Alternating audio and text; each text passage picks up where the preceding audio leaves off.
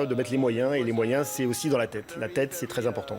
Voilà, ça montre le côté têtu du personnage, accrocheur et véritablement qui ne lâche rien jusqu'au bout. D'où le surnom le chacal. Le Il n'a rien chacal. lâché. Il n'a rien lâché et puis au bout, il était la réussite. Alors Loïc Perron, je crois, est en direct au téléphone avec nous. Bonjour Loïc Perron. Bonjour. Vous êtes fier du chacal, vous l'avez accueilli. Qu'est-ce que vous ressentez pour Armel Lecléache à ce moment-là ? Et pour lui, pour toute son équipe que je connais bien, on est juste à côté. C'est un vrai bonheur. Un vrai bonheur de voir des vainqueurs, un vrai bonheur de voir quelqu'un qui maîtrise parfaitement son sujet depuis de longues années. C'est pas une révélation aujourd'hui. Vous l'avez dit, j'imagine, mais par 2 fois déjà, il a fini 2e de son Vendée Globe. Vous vous rendez compte ? Je crois que c'est même le seul à faire 3 podiums sur 3 éditions d'affilée. Et de finir en conclusion avec une victoire exceptionnelle, une maîtrise parfaite du sujet. Une bagarre impressionnante. Et c'est pour ça, c'est vrai que ces larmes ont été vraiment émouvantes. On était juste à côté. Et là, on le voit en direct en train d'embrasser ses enfants. On imagine évidemment Oui. le bonheur qu'il a de les retrouver après 74 jours. Qu'est-ce qu'il ressent là en ce moment, à votre avis ? Vous qui avez vécu des victoires aussi. On imagine tous ce qu'il peut le ressentir, justement. On sait très bien que l'éloignement, déjà, ça rapproche. Et l'éloignement, quand c'est dans un milieu hostile, quand on a choisi, bien sûr, d'aller dans un domaine extrêmement difficile. Mais ça montre surtout une grande maîtrise d'un sujet. Armel, c'est un immense marin. Et il y en a très, très peu capables de faire des choses comme ça. On le disait tout à l'heure sur ce plateau, décrocher le Vendée Globe, c'est vraiment le Graal pour un marin ? C'est l'un des Graals, oui. C'est celui qui... Il y en a plusieurs. Il y a plusieurs sommets difficiles à franchir en matière de voile. Il y en a un en solitaire et c'est celui-là. C'est le plus difficile, c'est vrai. Mais ce qu'a fait Thomas Coville, avec qui j'ai la chance de partager cette journée, on est ensemble avec Vincent Rioux, tous les 3 sur un pneumatique à côté d'Armel en ce moment. C'est pas simple non plus, vous savez. Mais il y en a plusieurs. Mais en tout cas, dans le domaine de la course en solitaire en monocoque, il n'y a pas photo. Ce Vendée Globe, c'est vraiment ce qu'il y a de mieux. Et vous êtes là justement pour l'accueillir, pour partager ce bonheur avec lui. Il y a une vraie solidarité, une vraie fraternité entre vous, entre marins ? Ah oui, c'est pas nouveau, on sait depuis toujours et c'est vrai que c'est ce domaine de la course au large particulièrement, c'est génial. Là, je vous le disais à l'instant, là je suis juste à côté de Vincent qui lui-même a pris le départ de ce Vendée Globe et puis qui est revenu bredouille alors après un début de course exceptionnel. Et il y a une vraie solidarité. Non seulement quand on est concurrents, on s'entraîne les uns contre les autres. On en parlait avec Vincent Rioux tout à l'heure. Armel et lui, depuis 2 ans, ce sont ceux qui se sont le plus entraînés sur leur bateau, sur leur machine. Il n'y a pas mieux pour progresser que de se mesurer au meilleur. Et c'est ce qu'ils font très régulièrement. C'est ce que l'on fait les uns et les autres, avec un profond respect pour la concurrence, évidemment. Christian Bex, une question pour Loïc Perron peut-être ? Oui, Loïc, c'est une journée formidable et pleine d'émotions. Comment as-tu trouvé Armel à l'arrivée ? Dans quelle forme physique l'as-tu vu ? En général, c'est comme sur un 100 mètres. Bizarrement, celui qui a couru le plus vite est le moins fatigué. Et c'est à peu près ça ce qui va se passer.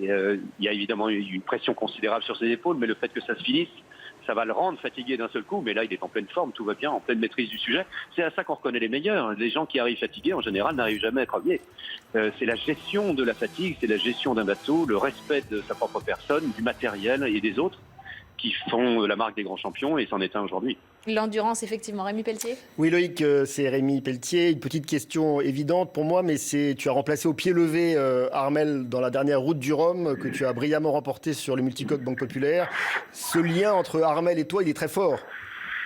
Ah oui, il est assez unique. Il est peu arrivé dans l'histoire de notre corporation qu'il y ait des remplacements au pied levé aussi intenses pour les 2 parties. Et c'est vrai qu'on a vécu quelques jours de préparation ensemble où j'étais en stage accéléré de réapprentissage de multicoque à grande vitesse en solitaire avec le meilleur professeur qui soit, c'était Armel qui évidemment était le favori cette route du Rhum. Et puis l'histoire a fait que je l'ai gagné à sa place, ou pour lui surtout, et pour cette équipe Banque Pop qui a fait un travail considérable déjà à l'époque de préparation et de professionnalisme. Et ça prouve encore une fois de plus que c'est la meilleure équipe de course au large en solitaire et en équipage réduit aujourd'hui. Merci beaucoup Loïc Perron, on vous laisse savourer ce moment évidemment autour d'Armel Lecléache. Merci d'avoir réagi en direct sur iTélé et de vivre avec nous cette arrivée du 8e Vendée Globe. Armel Lecléache qui a donc réalisé son exploit 74 jours, 3 heures, 35 minutes, 46 secondes. On le rappelle évidemment, il a battu de 4 jours le précédent timing, le précédent record si on peut dire qui avait été détenu par François Gabard. Je crois qu'on a aussi Thomas Coville au téléphone avec nous qui est juste à côté d'ailleurs de Loïc Perron. Ils sont ensemble sur le bateau pour accueillir, pour être auprès d'Armel Lecléache. Thomas Coville, est-ce que vous nous entendez ? Thomas Coville ? Vous êtes en direct sur iTélé. Je ne sais pas si vous m'entendez. Alors, on va peut-être essayer de joindre à nouveau Thomas Coville. Effectivement, ils sont en mer, hein, toujours. Ils sont pas loin des Sables d'Olonne, mais ils sont toujours en mer. On ne sait jamais. On peut. Qu'est-ce que vous retenez, vous, dans cette première interview d'Armel Lecléache? Les larmes, évidemment, l'émotion. L'émotion, et puis oui, on sent que le passage de la course qui s'achève au retour à la terre avec ses amis, ses proches, c'est un énorme choc pour lui, un choc violent, d'une grosse violence. Il a dit j'y ai cru la nuit dernière seulement à la victoire, mais on a l'impression qu'il l'a réalisé au moment où il le disait en fait. Oui, c'est normal parce que jusqu'au bout il était concentré. Alex Thompson était dangereux encore puisqu'il était revenu à une trentaine de milles derrière lui. Donc tout pouvait arriver dans la dernière ligne droite. Il pouvait avoir une avarie, il pouvait se prendre la quille. Il y a beaucoup de casiers de haomard dans les régions le long de la côte. Il y a des filets de pêche qui dérivent, même des bateaux de pêche parfois. Oui, il aurait pu se passer quelque chose. Il aurait pu, des bateaux de pêche qui parfois ne se rendent pas compte de la vitesse à laquelle arrivent ces voiliers. Donc il aurait pu avoir un incident comme cela qui aurait annihilé tous ses efforts. Donc jusqu'au bout, il a été concentré et il valait mieux d'ailleurs qu'il n'y croit pas jusqu'à la ligne d'arrivée parce que ça maintenait son attention au maximum. Donc qu'il réalise véritablement qu'il a gagné au moment où il franchit la ligne, ou peu de temps avant, une heure avant, je pense que c'était salutaire pour lui finalement. Et ensuite, effectivement, il y a toute l'émotion qui remonte, d'où effectivement on a vu ces larmes. Ce sont des larmes de, je dirais presque, c'est nerveux d'un seul coup, les nerfs qui se relâchent, cette émotion, et ce sont... Je pense que ce sont des larmes de joie. Et l'image incroyable avec ses enfants, évidemment, qu'il a retrouvé. Alex Thompson, justement, il est prévenu, évidemment. Il a su en direct l'arrivée d'Armel Lecléache. Bien sûr. Et de toute façon, depuis déjà 24 heures... il n'y croyait plus depuis ce matin. Il savait que c'était sa sœur jumelle qui était au Sable d'Olonne et son entourage de l'écurie Hugo Boss était clairement là pour dire non, il y a zéro chance qu'on puisse gagner. Mais il l'a su au moment où Armel Lecléache franchissait la ligne d'arrivée. Alex Thompson était au courant. Voilà, donc il est en temps réel au courant de la victoire d'Armel. Et lui, il va continuer son petit bonhomme de chemin jusqu'à cette nuit, parce qu'il va arriver, à mon avis, encore dans quelques heures. Et il ne pourra rentrer dans le chenal que demain matin, parce qu'il faudra attendre à nouveau la prochaine marée haute.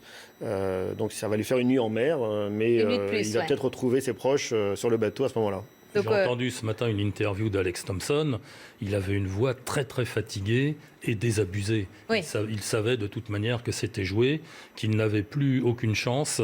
Il n'avait plus aucune chance depuis le moment, ce fameux empannage au ras des Scilly pour redescendre sur les Sables d'Olonne. C'est là qu'il avait perdu toutes ses chances. D'ailleurs, Armel Lecléache a repris un peu de distance, ce qui le mettait à l'abri d'un retour impromptu d'Alex Thompson, et ce qui lui donnait une sécurité supplémentaire jusqu'à la ligne d'arrivée. Christian disait très fatigué parce qu'un pilote automatique capricieux qui l'empêchait donc de dormir la moindre seconde, de se reposer. Donc c'était impossible. Depuis 3 jours, il ne dormait plus. C'était plus possible. Et heureusement que c'est la fin. Voilà. Et puis il y a aussi ce qu'on appelle un AIS, un détecteur de cargo dans ces zones de rails comme Ouessant, etc., qui ne marchait plus non plus. Donc il était obligé d'être hyper vigilant.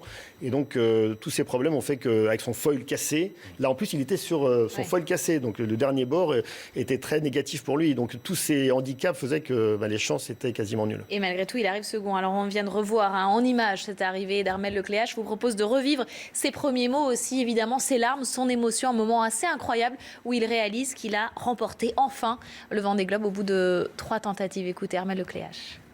C'est énorme, là. C'est une émotion incroyable. Je ne me rends pas trop compte en fait de ce qui m'arrive. Les derniers jours ont été très intenses. Donc voilà, je réalise que j'ai fait quelque chose d'énorme et c'est génial, c'est génial. Ces derniers jours, il y avait de la tension, du stress? J'ai rien lâché les paramètres. C'était... Chaque mètre gagné, c'était dur et puis...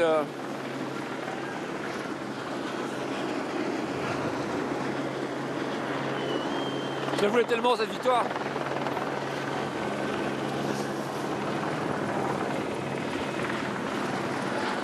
Voilà, j'ai réussi.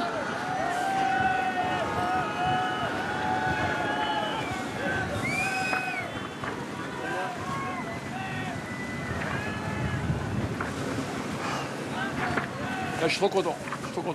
Je la voulais tellement cette victoire, voilà, j'ai réussi. C'est simple finalement et c'est vrai, on sent toute l'émotion. Ouais, je suis trop content, il le dit. Simplement, je suis trop content. Voilà. C'est formidable. 74 jours d'efforts intensifs et 4 ans de préparation avant cela, évidemment. C'est vraiment une performance physique. Au-delà même des qualités, des compétences du marin. Bien sûr, et puis c'est comme Thomas Coville, quelqu'un qui prend soin de son physique, qui s'entraîne, qui fait du vélo, qui fait des sports divers et variés pour pouvoir courir et être le meilleur possible, alors qu'un marin qui est aussi talentueux comme Loïc Perron, lui ne fait jamais de sport, par exemple, et est capable de gagner une route du Rhum sans faire de sport. Et il a horreur de courir, il le dit très franchement. Donc on a vraiment 2 générations différentes. Franck Camas, Thomas Coville, Armel Lecléache, c'est vraiment la dernière génération des marins pilotes qui ne boivent pas, qui sont capables de faire des sports vraiment jusqu'au bout. Et Thomas Coville est l'exemple d'un garçon qui s'est entraîné comme jamais. Oui, l'ancienne génération des marins ne faisait pas de sport. Pour eux, leur seul sport, c'était lorsqu'ils étaient à bord de leur bateau, tourner les winches, monter les voiles, les régler. Pour Éric Tabarly, c'était fendre son bois pour l'hiver. Et ces gens-là n'allaient pas faire du vélo, n'allaient pas courir dans la campagne, n'allaient pas faire de la musculation. Ils faisaient de la musculation, mais en situation, c'est-à-dire à bord de leur bateau. Mais pour le reste, c'était pas des fanats du sport. Et puis c'était des gens très musclés quand même. Heureusement. Loïc évoquait qu'il était donc à bord d'un semi-rigide avec Thomas Coville et Vincent Rioux, qui a gagné le Vendée Globe en 2004. Il expliquait que Vincent Rioux et Armel Lecléache s'étaient entraînés pendant des mois et des mois avant le Vendée Globe, côte à côte. Et ça se passait à Port-la-Forêt, dans le Finistère Sud. Pourquoi à Port-la-Forêt ? Parce que tous les marins les plus talentueux des courses en solitaire sont un peu basés là-bas, parce qu'il y a une école de course au large qui est très renommée, qui s'appelle le Centre de Port-la-Forêt. Et on a surnommé, Olivier de Kersauzon a surnommé cet endroit la vallée des fous, considérant que tous ces marins étaient devenus complètement fous, parce qu'ils font des stages météo, ils s'entraînent en permanence les uns contre les autres, et c'est une espèce de Star Academy de la voile, en fait, qui permet en permanence de s'améliorer. D'accord. Vincent Rioux, qui a participé et qui a abandonné le 22 novembre après avoir heurté un cétacé qui avait remporté, qui connaît le goût de la victoire et qui là a dû abandonner. Il a remporté déjà le Vendée Globe. Oui, c'est ça. Et ce qui m'a frappé, moi, justement, en parlant avec Loïc Perron, c'est cette... il était presque aussi heureux qu'Armel Lecléache. Cette fraternité, cette solidarité qu'ils ont entre eux, c'est pas fin, ça, c'est réel. Non, les rapports entre tous ces marins sont des rapports vrais. Ils sont en empathie, je dirais, et la victoire ou le bonheur des uns fait le bonheur des autres aussi. Là, c'est vraiment des gens qui vivent. Ils vivent pas entre eux, c'est pas ça, mais lorsqu'ils sont ensemble, il y a une vraie fraternité, une véritable entraide entre tous ces marins, qui chacun avec son caractère différent, ils s'apprécient et ils sont prêts véritablement à chaque fois qu'il faut à se donner des coups de main. Donc, voire à perdre du temps pour aller secourir ça c'est si l'un est en difficulté. C'est le b.a.-ba, ça c'est vraiment la solidarité des gens de mer. On ne laisse jamais un marin en difficulté. À terre comme en mer. Et puis on peut dire qu'il y a un gros point commun entre les marins et les montagnards, c'est justement ce respect les uns pour les autres, cette humilité. Face à la nature. Face à la nature et face aux éléments, car ils savent tous que la mer est la plus forte, quoi qu'il arrive. Alors, et l'autre image qui m'a marqué évidemment, c'est quand il a serré dans ses bras ses enfants qui sont très jeunes. On imagine l'éloignement difficile pendant 74 jours. Mais on va peut-être écouter un autre extrait de l'interview d'Armel Lecléache. 74 jours finalement qui sont passés assez vite pour lui et on le comprend bien. Écoutez. La météo n'a pas été facile. Clairement. J'avais l'impression que tout était contre moi. Et puis je me suis accroché. Et puis voilà, ça l'a fait. J'étais content. Je me suis bagarré. J'ai eu beaucoup de soutien à terre. Tous les gens qui m'envoyaient des messages, qui me disaient rien lâcher.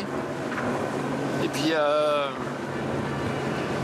j'y ai cru. Et puis finalement, la victoire, je l'ai entrevue que la nuit dernière. Voilà, en passant Ouessant, je savais que c'était bon. Voilà, maintenant il fallait aller juste à l'arrivée. La météo n'était pas avec moi et c'était dur à vivre. Mais voilà, j'ai rien lâché et puis voilà, aujourd'hui c'est génial.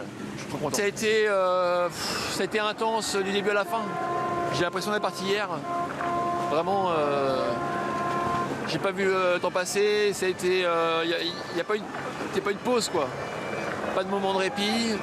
Les seuls moments où j'avais beaucoup d'avance après le Cap Horn, où j'ai peut-être soufflé quelques heures, voilà, décontracté, mais finalement derrière la météo n'était pas bonne, il fallait vite concentrer. Et puis c'était mon 3e. Et je savais que c'était celui-là qu'il fallait aller chercher. Donc je voulais vraiment y aller jusqu'au bout. Je voulais pas. Je me disais ma chance elle est là. Et il y a 4 ans ça avait été pas facile. Je voulais tellement pas revivre la même chose que voilà. Je me suis bagarré, mais alors jusqu'au bout. Voilà, il est parti le 6 novembre, mais il a l'impression d'être parti hier. Et c'est vrai qu'il n'a pas chômé depuis 74 jours. Oui, ça a dû lui peut-être, comme il était très occupé, le temps lui a peut-être paru court. Mais ça, c'est une impression. C'est la relativité du temps, comme dirait Einstein. Mais je ne pense pas qu'il a pensé à Einstein pendant son tour du monde. Mais c'est une illustration, finalement. Et alors, il avait emmené des livres, d'ailleurs, pour s'occuper. Je ne sais pas s'il a eu beaucoup le temps de lire. Je ne sais pas s'il a eu beaucoup le temps de lire, oui. Certains marins emmènent des livres, emmènent des DVD aussi, emmènent un peu de musique.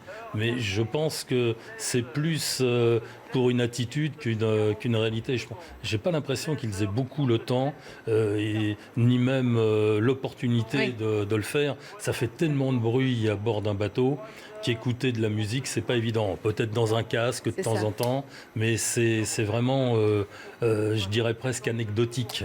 Déjà, s'ils arrivent à dormir, c'est bien. Parce qu'ils sont comme dans une machine à laver. Il faut vraiment expliquer qu'à l'intérieur du bateau... c'est sympa pendant 74 jours. Ils ne peuvent pas mettre de casque anti-bruit parce qu'il y a une solution, c'est le casque anti-bruit, mais en même temps... Il faut rester attentif. Voilà, ils sont à l'écoute complètement de leur bateau. Bien sûr. Chaque bruit un petit peu différent peut révéler une avarie, quelque chose qui cloche à bord. Donc c'est pour ça qu'ils vivent dans ce maelstrom et en même temps dans ce capharnaüm qu'est le bateau, avec des bruits comme si on était dans un bidon, un grand fût d'huile en ferraille et qu'on tape dessus à coups de bâton. C'est à peu près l'ambiance qu'il y a à bord en permanence, avec le choc des vagues sur la coque. Et ça bouge dans tous les sens. D'ailleurs, souvent, maintenant, ils sont obligés d'avoir des rembourrages parce qu'ils seraient pleins de bleu. Et ils sont pleins de bleu. Ils sont pleins de bleu, d'ailleurs. Ils sont bras de balai à bord, sans arrêt. C'est infernal, ces bateaux. Quand on parle de machine à laver, c'est un vrai tambour de machine à laver. Pas qu'au bruit, c'est aussi, ils sont dans le tambour de la machine à laver. Toute autre ambiance qu'il va vivre maintenant à partir de ce soir, toute autre musique qu'il va entendre, et on imagine son bonheur. On va revoir juste cette image, alors l'image de son bonheur, évidemment, quand il a franchi la ligne d'arrivée, et puis quand il a retrouvé ses enfants, qui sont montés à bord pour venir l'embrasser. Tellement fiers, on imagine, de leur papa. Tous les deux. On va se retrouver, on va marquer une courte pause. On a vécu en direct cette arrivée. On va marquer une courte pause et on continue notre édition spéciale juste après sur iTélé. À tout de suite.